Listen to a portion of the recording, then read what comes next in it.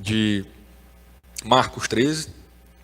Jesus estava sentado no Monte das Oliveiras, diante do templo, quando Pedro, Tiago, João e André, aqui a Bíblia já dá o nome de 4 apóstolos que chegaram perto dele, e lhe perguntaram em particular: diga-nos quando essas coisas vão acontecer, e que sinal haverá quando todas elas estiverem para se cumprir. Então Jesus começou a dizer-lhes, no versículo 5, Jesus começa a predizer tudo, meus irmãos, tudo que iria acontecer a partir daquela data, e está acontecendo, ainda está se cumprindo. Até hoje o coronavírus nada mais é do que uma intensificação das dores. Aqui Jesus começou a falar do princípio das dores.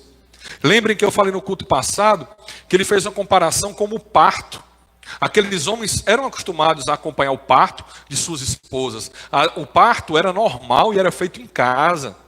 Não existia maternidade, não. Vinha uma mulher para fazer o parto na casa da pessoa.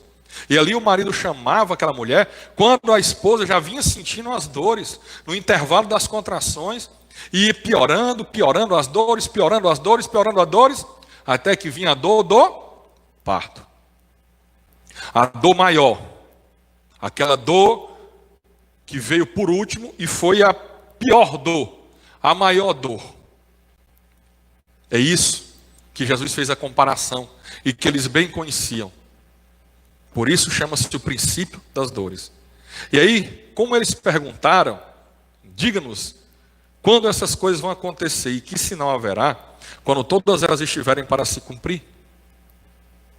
Então Jesus começou a dizer-lhes: tenham cuidado para que ninguém os engane. Veja que Jesus começou falando que as pessoas iriam querer enganar os cristãos. Agora preste atenção. Jesus Cristo, aquele homem, aquele Galileu, daquela região pequena, ali do mundo, na Judéia, ali Palestina, Judéia, uma região pequena, uma região que poucas pessoas conheciam. Mas aquele homem falou que um dia iriam querer imitá-lo. Ele disse no 6, muitos virão em meu nome, dizendo sou eu, e enganarão a muitos. Como um homem, filho de um carpinteiro humilde, de uma mulher, com vários irmãos e irmãs, que Jesus tinha vários irmãos e irmãos, filhos de Maria e José, com pouquíssimos seguidores. Você imagina um pastor que abre uma igreja e ele não prega essa teologia da prosperidade, como nós não pregamos aqui. Falamos de prosperidade, mas na forma bíblica, não nessa forma de barganha que pregam por aí. Nós não fazemos aqui macumbaria gospel, não tem ninguém rodando, nem caindo no chão, porque isso não tem na Bíblia. Não tem judaização da nossa igreja, aqui não tem negócio de chofar, nem de arca da aliança, nem de estola sacerdotal, porque não tem na Bíblia, isso não é bíblico para a igreja. Então, geralmente, as igrejas assim, elas demoram a encher os bancos, as cadeiras. Daí você imagina o pastor que tem 5 ovelhas, 6 ovelhas, aí vai para 10 ovelhas, 12 ovelhas. Como era o caso de Jesus Cristo ali, que ele terminou ali com os 12 dele. Ele começou, foi chamando os apóstolos, tinha 12, de repente tinha multidões lhe ouvindo, de 15 mil pessoas naquela época, era como se fosse milhões de pessoas hoje. Mas aqui já perto do fim, novamente, ele só estava com os 12, com mais alguns poucos, como Maria Madalena, a mãe dele e outros, pouquíssimos. E o homem nessa condição estava para ser preso, traído, preso e morto. Um homem nessa condição dizer que muitos viriam tentando imitá-lo, seria muita pretensão, seria muita loucura se ele não fosse Deus. Se ele não fosse Filho de Deus, Deus conosco, Emanuel.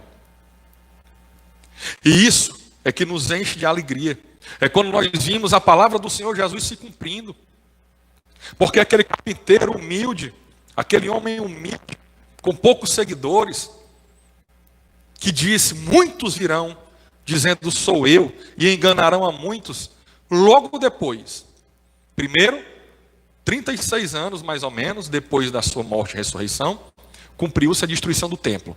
O cerco a Jerusalém, Tito, o general romano, filho do imperador Vespasiano, que depois Tito foi ser imperador, ele fez o cerco a Jerusalém de 3 dias, de 3 anos, um cerco a Jerusalém de 3 anos, e ao final dos 3 anos, no ano 70 da era cristã, ele matou mais de 1 milhão de judeus ao fio da espada, tocou fogo no templo, arrancou todas as pedras, não ficou pedra sobre pedra, e tem o livro de Flávio Joséfo, escrito em Roma, depois de alguns anos, onde ele foi testemunha ocular da história, e ele narra, que não é na Bíblia, é um livro que existe até hoje, tem para comprar aí na internet, o nome do livro é Guerras Judaicas, e ele narra com precisão como foi a destruição do templo e como foi a destruição,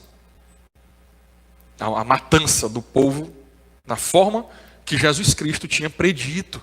Já começou a se cumprir ali, meu irmão. Presta atenção, igreja, está se cumprindo tudo. Depois ele alerta dos falsos mestres. Logo depois de Cristo vieram outros homens, dizendo que eram o enviado, o escolhido de Deus, tentando enganar o povo. Até hoje vem ainda na forma de maníacos, como aquele Henri Cristo, loucos que dizem que é Cristo. Talvez nem loucos, talvez não seja nem louco aquele homem. Na verdade, eu não considero ele um louco. Ele é realmente um endemoniado que vem para enganar muitos. Tem consciência sim de que não é Cristo. Claro, mas muitos o seguem. Henri Cristo talvez tenha mais, talvez não, tem mais seguidores hoje do que Jesus Cristo tinha quando foi crucificado. Pelo menos os que se apresentavam publicamente. Mas aconteceu, houve a destruição do templo, houve o crescimento do cristianismo, porque não há como não crescer, porque Deus instituiu a igreja, era o mistério de Deus, para poder a terra habitar no céu, algumas pessoas da terra, e aí se cumpriu. No versículo 7 diz: quando vocês ouvirem falar de guerras e rumores de guerras, não se assustem, é necessário que isso aconteça, mas ainda não é o fim. Aqui já foi o culto passado, né? No culto passado nós vimos sobre as guerras, o rumor de guerras. Na época que Cristo profetizou isso aqui, existia a Pax Romana. Não tinha guerra no mundo. Roma dominava o mundo e não tinha guerra, não tinha nação contra nação, reino contra reino, porque Roma determinava uma paz debaixo do seu poderio militar. E isso há muitos anos já, muitas décadas. Por isso, quando Jesus falou: quando vocês ouvirem falar de guerra e rumores de guerras, não se assustem, é porque naquela época não tinha rumores de guerra. Não tinha. Roma exercia uma paz na terra, debaixo da espada. E ele diz: é necessário que isso aconteça, mas ainda não é o fim. Depois que Jesus falou isso aqui, Roma entrou num período que teve vários imperadores em um ano. Coisa que não tinha acontecido até então. Depois houve a queda do Império Romano. O Império Otomano, no ano de 1400 e alguma coisa, tomou Constantinopla. E ali já não existia mais hegemonia nenhuma de Roma. E depois, durante os 300 anos até aqui, nos últimos 300 anos, de hoje para trás, nós tivemos cerca de 300 guerras só na Europa. Isso sem contar a Primeira Guerra Mundial, a Segunda Guerra Mundial. E tantas outras guerras aqui no Brasil mesmo. A Guerra Cisplatina, a Guerra do Paraguai, a Guerra do Uruguai. Na Argentina, a Guerra das Malvinas, contra a Inglaterra, nas Ilhas Malvinas. Quando vocês ouvirem falar de guerras, rumor de guerras, não se assustem. É necessário que isso aconteça, mas ainda não é o fim. Ou seja, Jesus falou: é necessário que tenha uma guerra. Por que é necessário? Porque Deus trabalha com legalidade, ele não faz arbitrariamente. E as guerras são necessárias ocorrerem para que o homem veja que ele não consegue ter paz, para que o homem veja que ele não consegue, quem quer que seja o rei, quem quer que seja o governante, quem quer que seja o imperador ou o presidente, ele não consegue viver em paz. Porque sempre haverá os maus, sempre haverá os anticristãos, sempre haverá aqueles que cultuam mais os próprios maus desejos, amam mais os maus desejos que tem dentro de si do que a Deus. No 8, diz: porque nação se levantará contra nação, e reino contra reino. Haverá terremotos em vários lugares, também fomes.